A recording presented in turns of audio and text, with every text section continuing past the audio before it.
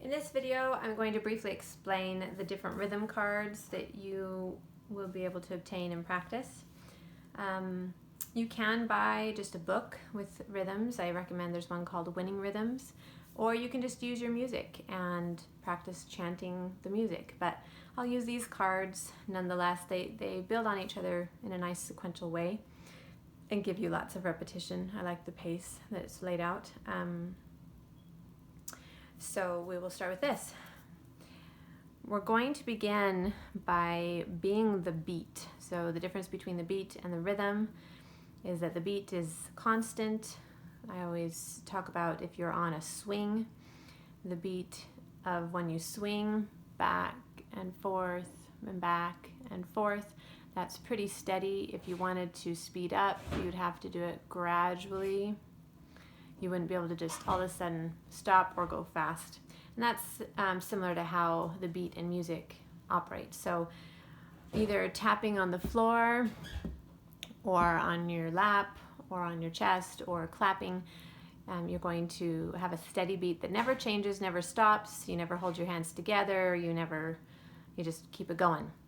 So that is really important to do in the first few phases when you're learning rhythm. I think a lot of students go wrong by getting rid of that steady beat too soon, and then they run into problems speeding up or skipping beats when they are sight reading rhythms.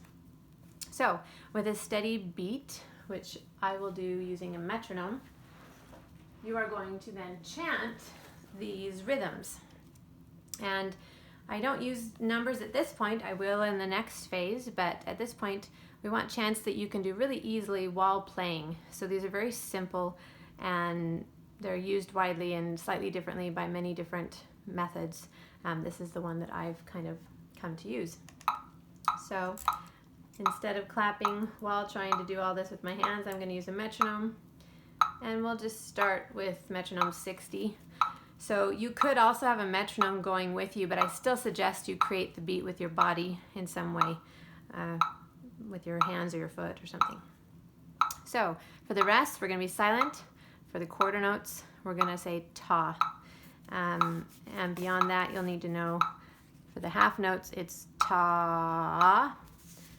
And half rests and whole rests and whole notes you'll see as we go. I'll just do a few cards here.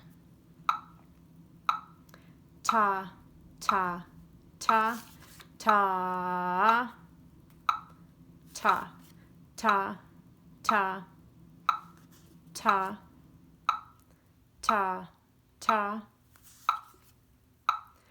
ta, ta, ta. 2 beats of rest. Ta, ta. 2 beats of rest. Ta, ta, ta. 4 beats of rest, and you don't have to say that. Rest, ta, rest, rest. Okay, so that's probably enough to help you know what the first level of rhythm is about. And then in the second level, I'll just do maybe 3 cards. It's going to be very similar. The only thing that's going to be new are these 8th notes, which we're going to say T key, T-I-K-I, T key. So once again with the metronome, a few cards. Ta, ta, tiki, ta, tiki, tiki, tiki,